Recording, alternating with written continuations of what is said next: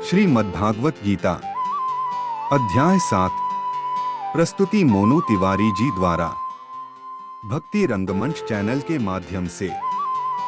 भगवान श्री कृष्ण अर्जुन से कहते हैं, हे पार्थ, अब जो मैं कहने जा रहा हूं उसे केवल कानों से मत सुनना, उसे अपने हृदय में उतारना, क्योंकि यह ज्ञान तुम्हें केवल युद्ध से नहीं, पूरे जीवन के मोह से मुक्त करने वाला है। भगवान बताते हैं कि यह संसार जिस रूप में हमें दिखाई देता है वह वास्तव में दो प्रकार की प्रकृतियों से बना है। पहली है अपरा प्रकृति। यह वह प्रकृति है जो हमें दिखाई देती है, जिसे हम छू सकते हैं, महसूस कर सकते हैं। भगवान स्वयं कहते हैं, पृथ्वी, जल, अग्नि, वायु, आकाश, मन, बुद्धि और अहंकार, ये 8 प्रकार से विभाजित मेरी जड़ प्रकृति है। अर्थात जो कुछ भी स्थूल और सूक्ष्म रूप में हमें दिखाई देता है वह सब इसी अपरा प्रकृति के अंतर्गत आता है। लेकिन भगवान यहीं रुकते नहीं हैं। वे कहते हैं, हे महाबाहो, इससे भी परे एक और प्रकृति है, और वही है परा प्रकृति। यह चेतन प्रकृति है, यही जीवात्मा है, यही जीवन है, जिससे यह पूरा संसार धारण किया गया है। अर्थात जो शरीर हमें दिखाई देता है वह अपरा है, और जो उसमें चेतना है वह परा है। भगवान कहते हैं, इन दोनों प्रकृतियों से ही संपूर्ण भूतों की उत्पत्ति होती है, और मैं इस संपूर्ण जगत का उत्पत्ति भी हूं और प्रलय भी।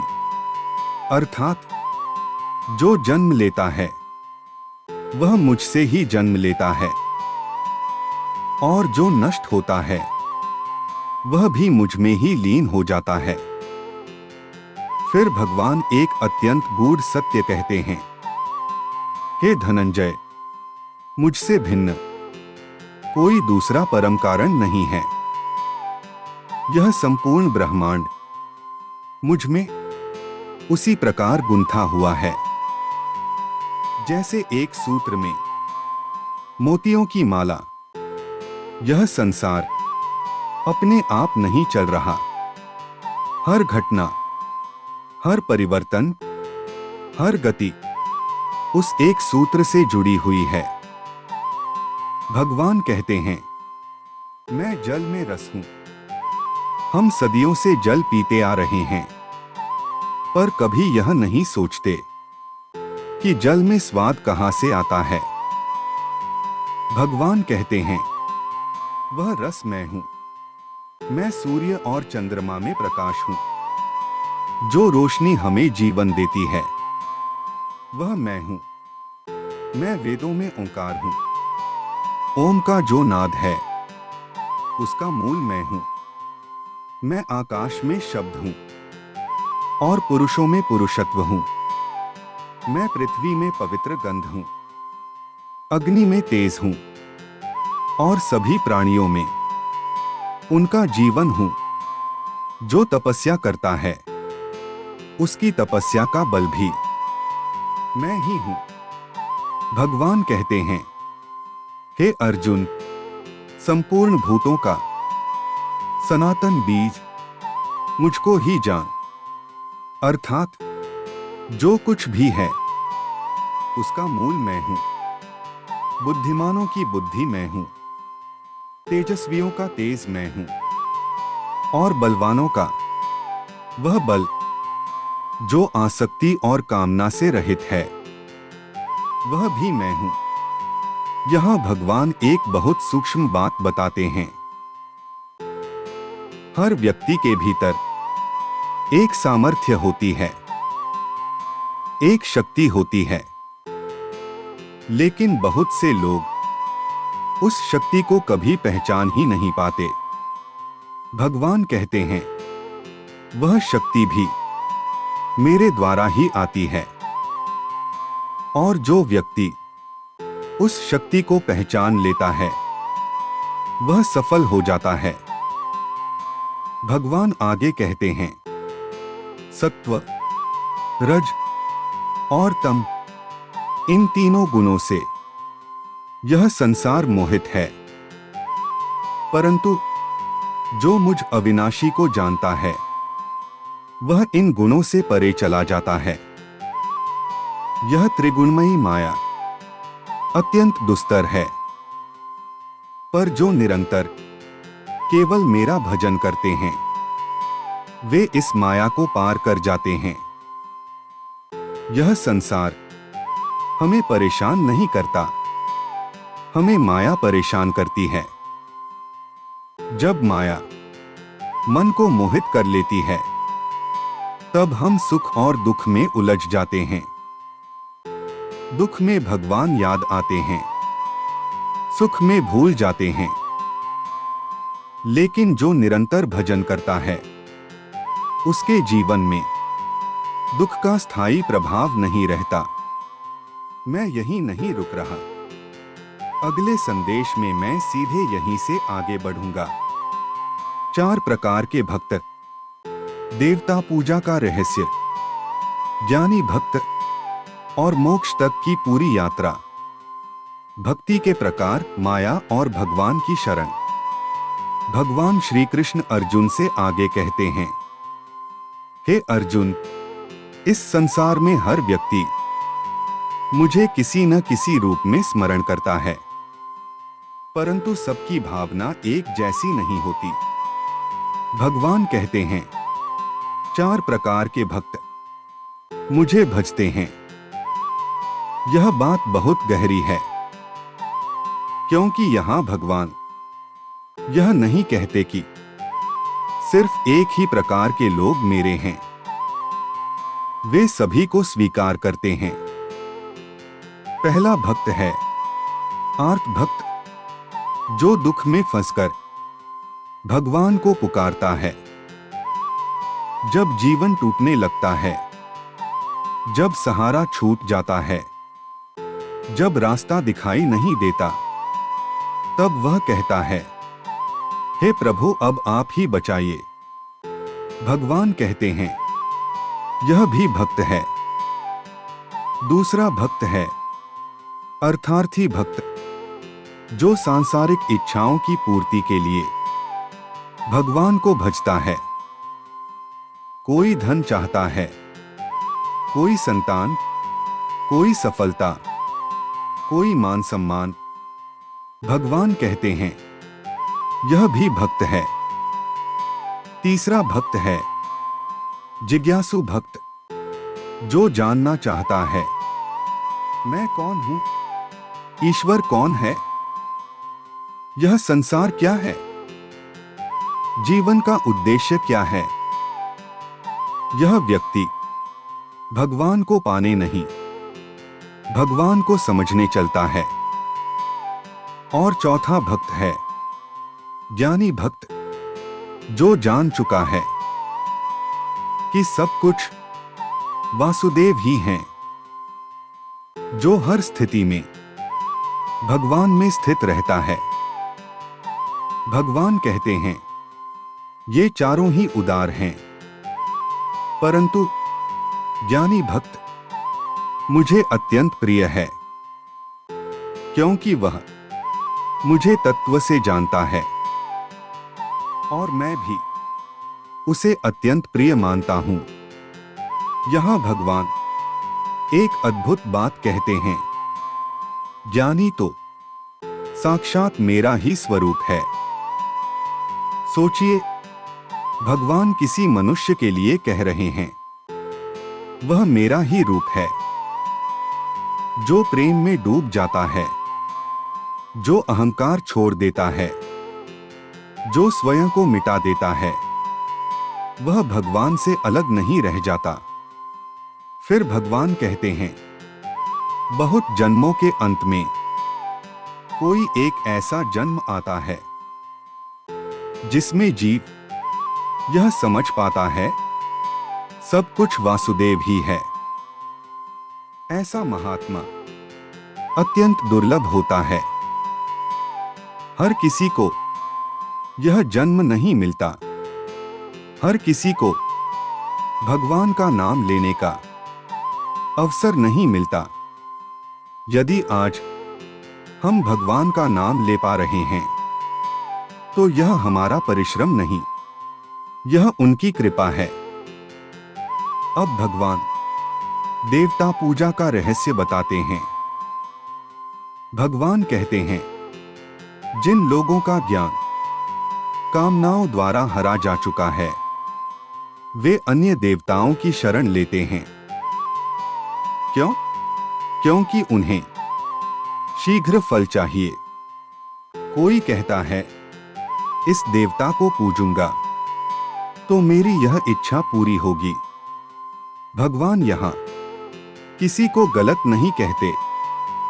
वे कहते हैं, जो जिस देवता को श्रद्धा से पूजना चाहता है उसकी श्रद्धा को मैं उसी ओर स्थिर कर देता हूं और उस देवता के माध्यम से उसकी इच्छा को मैं ही पूर्ण करता हूं।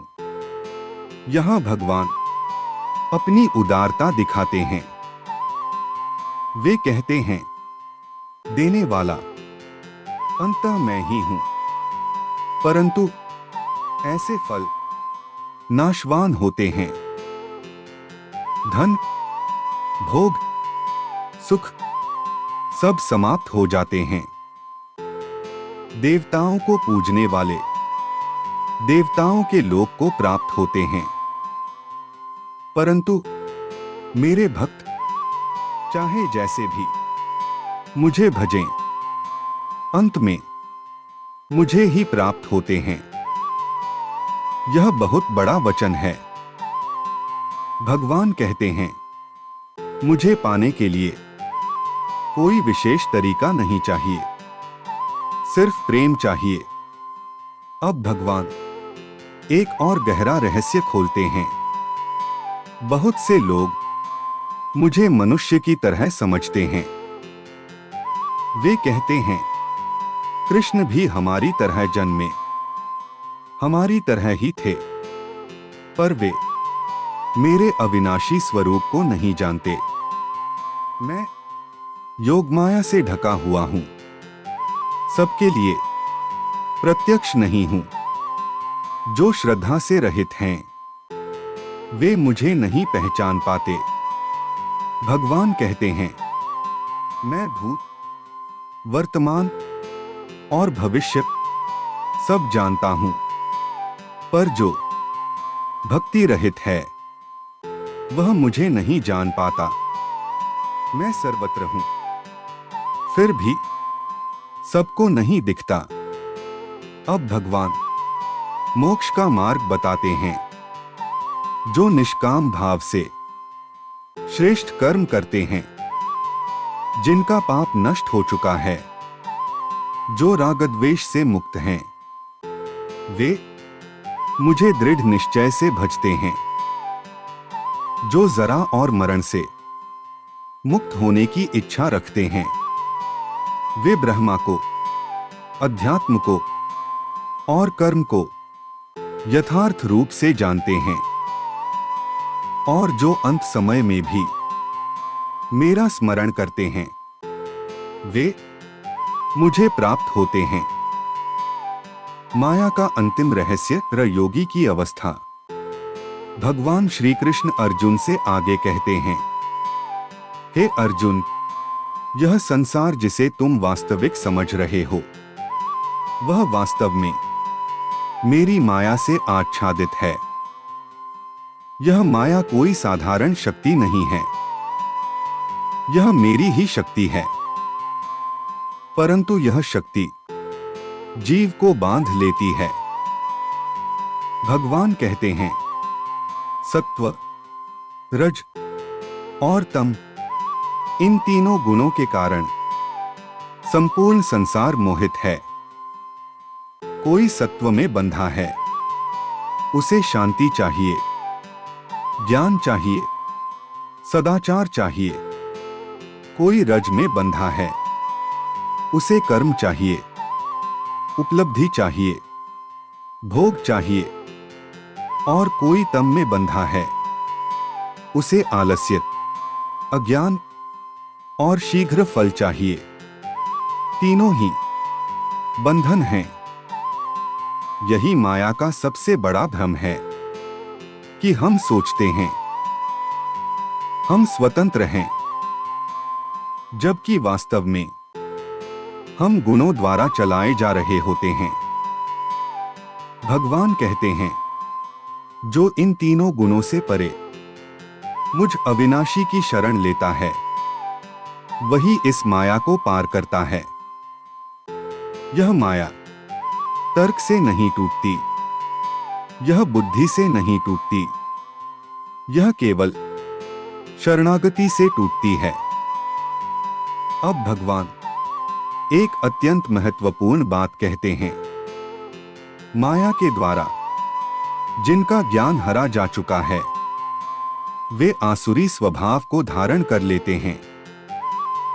वे सोचते हैं, सब कुछ मैं ही हूं, मुझे किसी की आवश्यकता नहीं। ऐसे लोग मुझे नहीं भजते, क्योंकि उनका अहंकार उन्हें अंधा कर देता है। लेकिन भगवान कठोर नहीं हैं।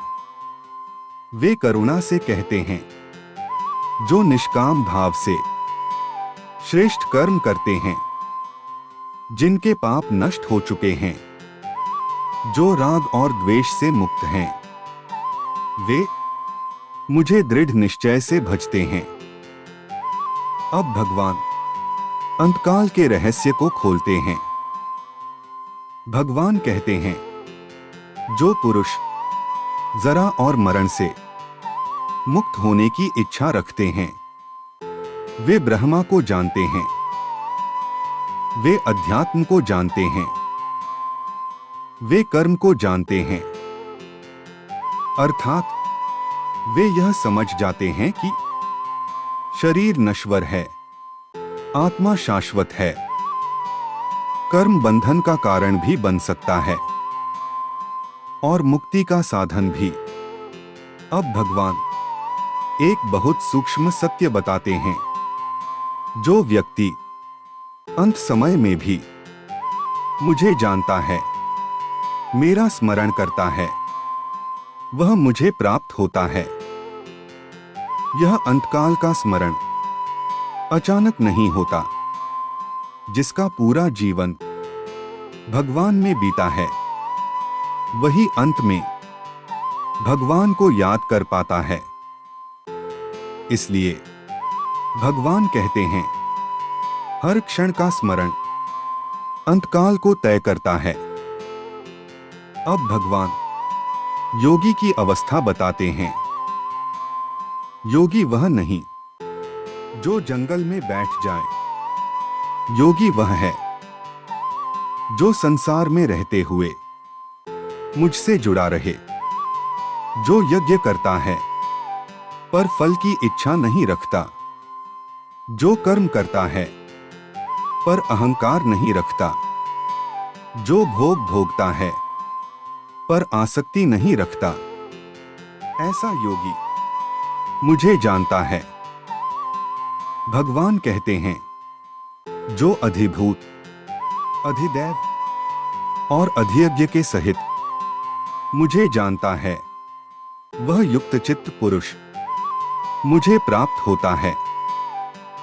अर्थात जो यह समझ लेता है कि इस संसार का आधार भी मैं हूं, देवताओं का आधार भी मैं हूं और यज्ञ का भोक्ता भी मैं हूं, वह भ्रम से मुक्त हो जाता है।